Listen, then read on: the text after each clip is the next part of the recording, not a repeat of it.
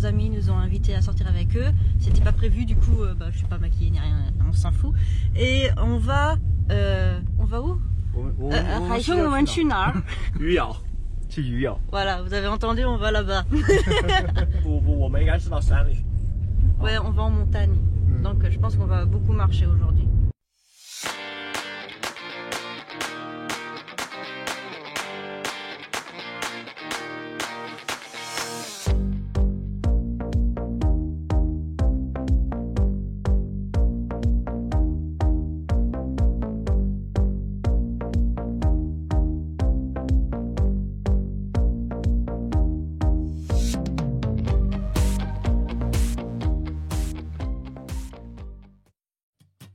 Nous sommes arrivés près de la jonction du district Haishu de la ville de Yuyao à Ningbo.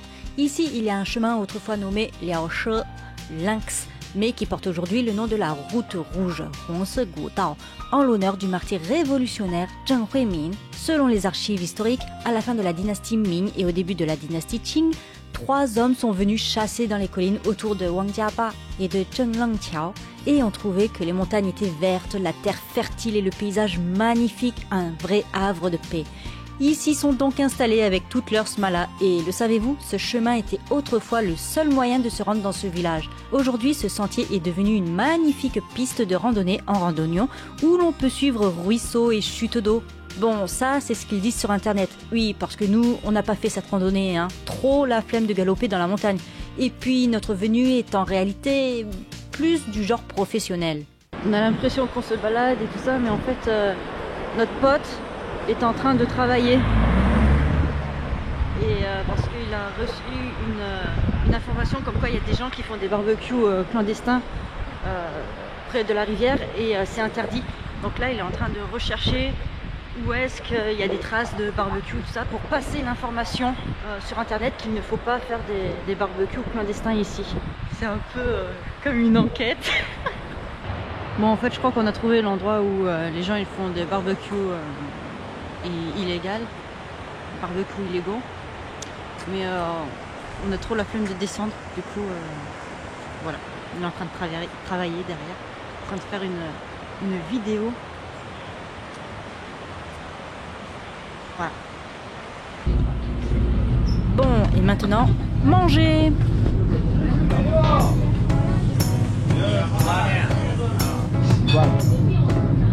Voilà, ça c'est pour...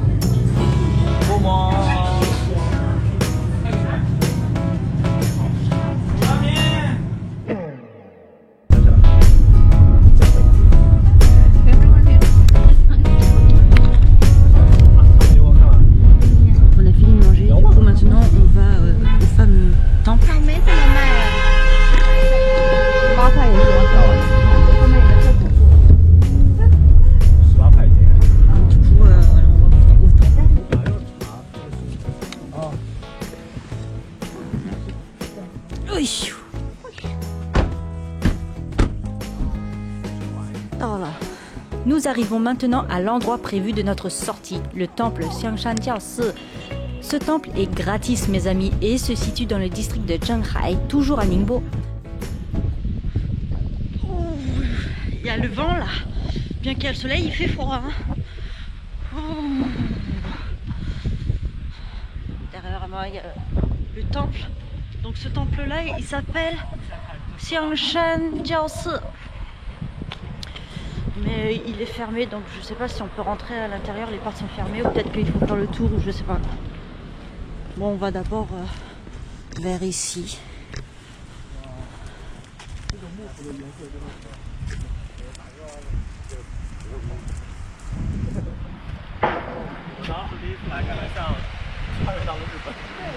Ouais. Ça fait très, comme ils disent, ça fait penser au Japon. Ce genre de structure.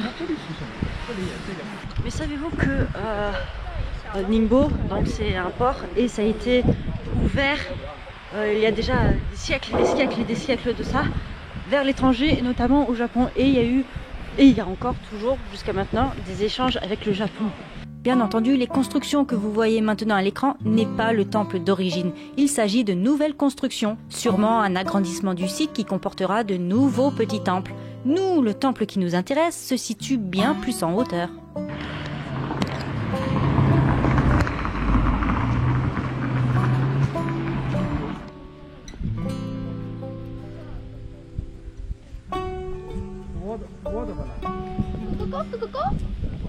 Il y a des oies.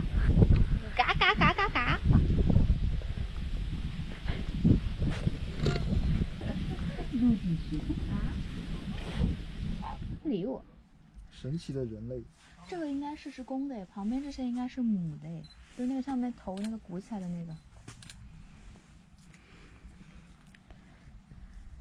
那这个灰灰的是什么？我们知道世界上有神奇的人类。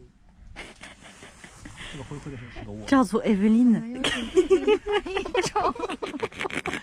灰鸭子吗？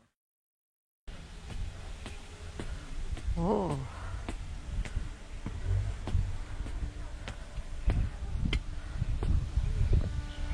Nous y voilà, le temple Xiangshan Jiaosi nous tend les bras. Alors laissez-moi vous raconter brièvement son histoire. Sa construction remonte à la 14e année de règne de l'empereur Tang Xuanzong, soit en 755 après Jésus-Christ, sous la dynastie Tang bien sûr. Autrement dit, ce temple a plus de 1000 ans d'histoire. Malheureusement, il a été détruit par la guerre lors du règne du très jeune empereur Tongzhi de la dynastie des Qing. Et ce n'est qu'en 2002 que le gouvernement de l'endroit a décidé d'entreprendre des travaux de reconstruction. Alors on est au sommet et il n'y a personne, il n'y a quasiment personne. C'est super calme. À côté on entend le bruit de l'eau. On a tellement envie de dormir là. On lutte contre le sommeil.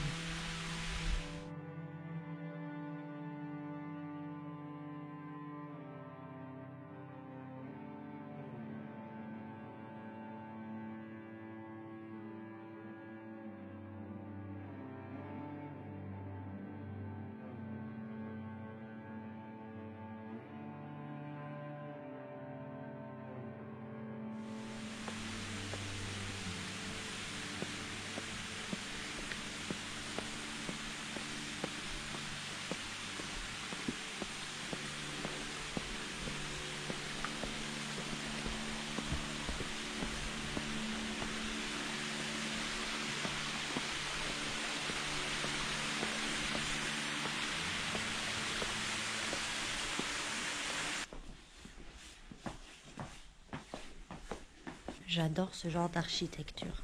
C'est super calme et reposant de se promener dans ce genre d'endroit. Et là, on est en train de quitter le temple. La grosse partie du temple. Et on se dirige vers le petit lac qu'on a vu tout à l'heure. Là où il y avait les oies et les canards. Wow. On peut aller jusque dans l'eau.